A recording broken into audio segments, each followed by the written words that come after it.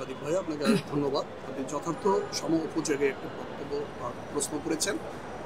আপনাদের অবগতির জন্য এটুকু জানিয়ে রাখি, বাংলাদেশ বিনির্মাণে সাংবাদিকদের একটি অগ্রণী ভূমিকা ছিল।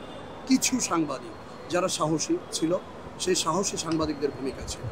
তো সাহসী সাংবাদিকরা যখন রাস্তায় ছিল, স্বাভাবিকভাবে ফ্যাসিস্ট তাদেরকে চিহ্নিত করে রেখেছে। এখন ফ্যাসিস্ট বিতাড়িত হওয়ার পর প্রোটেকশন দেওয়ার দায়িত্ব হচ্ছে সরকারের। সেই প্রোটেকশনগুলো আসলে যথার্থ হচ্ছে কি না, এই বিষয়গুলো আমাদের কাছে সন্দেহ। কারণ আপনি দেখছেন সাংবাদিক তুহিনকে, প্রতিদিনের খবর সাংবাদিক তুহিনকে যেভাবে নির্মমভাবে কুপিয়ে হত্যা করা হয়েছে, সেই বিষয়টি যখন আমরা দেখেছি, সেই বিষয়টিকেও একটি মহল এটি বিএনপির ঘাড়ে এনে তাদের উপরে দোষারোপ করার চেষ্টা করেছে। প্রিয় ভাই, আপনাদের জানিয়ে রাখি, সত্য চিরন্তন সত্য। আপনি আমাদের এখানে যখন বিএনপির নামটা আসলো যে বিএনপি চাঁদাবাজি করতে যে সাংবাদিক হত্যা, তখন আমাদের কেন্দ্র থেকে দপ্তরে নিয়োজিত আমাদের সত্তার পাটোয়ারি ভাই, আপনি সেখানে বিভিন্নভাবে বিভিন্ন নেতাকর্মীদের মাধ্যমে এবং সেখানে সুশীল সমাজের মাধ্যমে সেখানের বিভিন্ন তথ্যপত্র সংগ্রহ করে দেখা গেল আসলে ঘটনাটি নিছক একটি ছিনতাইকারী। অতএব এই জিনিসগুলো আসলে একটি ষড়যন্ত্রের সামিল, একটি ষড়যন্ত্র হচ্ছে দেশ নিয়ে। আপনি সাংবাদিক তুহিন হত্যা হবে, স্বাভাবিক একজন গণতন্ত্রকামী যোদ্ধাকে হত্যা করা হবে, পরবর্তীতে আমরা দেখব তাদের তদন্ত কমিটি হচ্ছে, এটা হচ্ছে সেটা হচ্ছে, বাট এগুলো তো বন্ধ করা হচ্ছে। এগুলো বন্ধের জন্য তো যুদ্ধ করেছি, এগুলো দেখার জন্য যুদ্ধ করিনি। আপনি সেই সাংবাদিক তুহিন হত্যা, এই হত্যাটি হওয়ার পরে সেখানের প্রোপাগান্ডা ছাড়িয়ে যখন বিএনপির উপরে দোষারোপ করা হয়েছিল, পক্ষান্তরে সেইখানের প্রশাসন এবং সাংবাদিক সমাজ যখন উঠে পড়ে নিউজটি আসলে যথার্থ করার জন্য যে প্রচেষ্টা করেছিল, সেখানে দেখলাম যে একটি ছিনতাইকারীকে কেন্দ্র করে একটি একদম নিথক, মানে রাস্তার টোকাই যে ধরনের মানুষগুলো থাকে, সেই টোকাইরাই ঘটনাটি ঘটিয়েছেন। ওই তুহিন উনি নিজের যে সাহসী ভূমিকা, সেই সাহসী ভূমিকা রাখতে যেয়ে তিনি ওটা ভিডিও করেছেন। আপনি দেখেন, সেই ভিডিও করার কারণে একটি মানুষকে নির্মমভাবে কুপিয়ে কুপিয়ে হত্যা করা হয়েছে। এটিকে চালানো হয়েছিল বিএনপির উপরে। আসলে আমরা জাতি হিসাবে লজ্জিত। কেন আপনারা এরকম করছেন? কেন আপনারা এই ধরনের মানে সত্য ঘটনাকে মিথ্যায় রূপান্তরিত করে একজনের উপরে দোষ দিতে হবে? এই ধরনের কালচার থেকে বেরিয়ে না আসলে জাতি আপনাদেরকে ঘৃণার চোখে দেখবে বলে আমি মনে করি।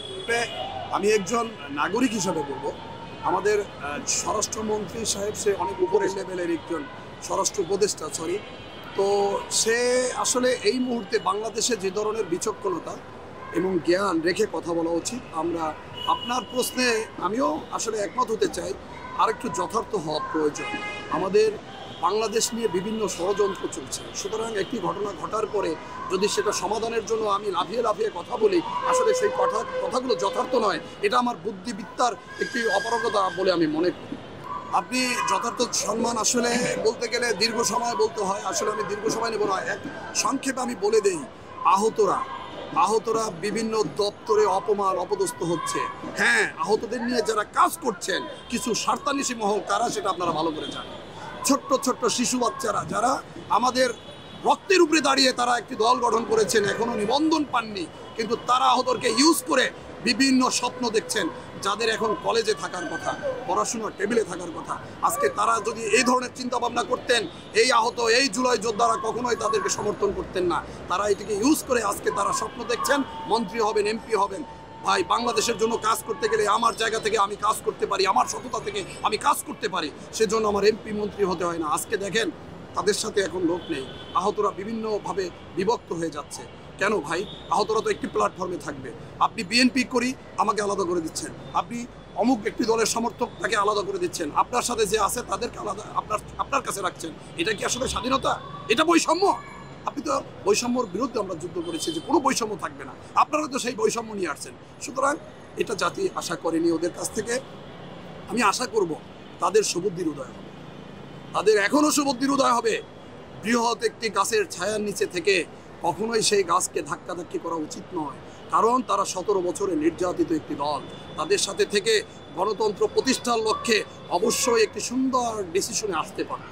তারা যেভাবে এখন করছেন, তারা ফ্যাসিস্টকে তারা আবার পুনর্বহাল করার জন্য তাদের এই কর্মকাণ্ডে সুযোগ পেয়ে যাবে বলে আমি আশা করি। এ ধরনের কর্মকাণ্ড থেকে অবশ্যই বেরিয়ে আসা উচিত।